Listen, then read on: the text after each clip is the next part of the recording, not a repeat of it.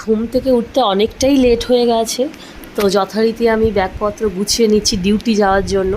তো ডিউটি যেহেতু এখন ওয়েদারটা খুবই মানে ফ্ল্যাকচুয়েট করছে, তো এই হচ্ছে রোদ উঠছে, এই বৃষ্টি হচ্ছে, এই মেঘলা করছে, তো সেই কারণে রেনকোটটা তো নেওয়া ম্যান্ডেটারি। তাই রেনকোট, ফাইল, খাতা যেগুলো নেওয়ার ছিল ডিউটিতে যাওয়ার জন্য সেগুলো সব গুছিয়ে নিচ্ছিলাম। আর এদিকে আমার শাশুড়িমা তো সমানে ডাকাডাকি করছে যে কিরে কখন ডিউটি যাবি, দেরি হয়ে যাচ্ছে। তো আমি দৌড়ে দৌড়ে সব করে স্নানে ঢুকে গেছি। স্নান টান করছি, স্নান টান করতে গিয়ে অনেকটাই সময় লেগে গেছে। তারপর যথারীতি ড্রেস পরবো বলে চলে এসেছি। ড্রেস পরে রেডি হয়ে মাকে বলছি যে তুমি খাবারটা ততক্ষণ মানে বাড়ো, তারপর আমি যাচ্ছি।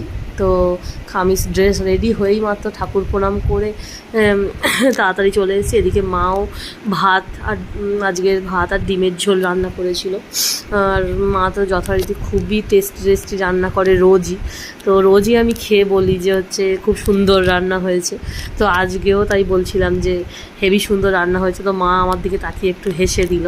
তো আর যথারীতি রোজকারের মতোই আমি ঘড়ি পরতে ভুলে গেছি, এবং মা বলছে কী রে ঘড়ি পরিস নি?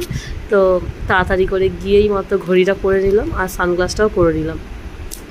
আর আমার একটা বাহনদেব আছে যেটাতে করে আমি যখন যেখানে যাই সেটাতে করেই যাই, আর সেটাই আমার একমাত্র ভরসা। সেটা ছাড়া এখন মনে হয় চলা খুবই মুশকিল।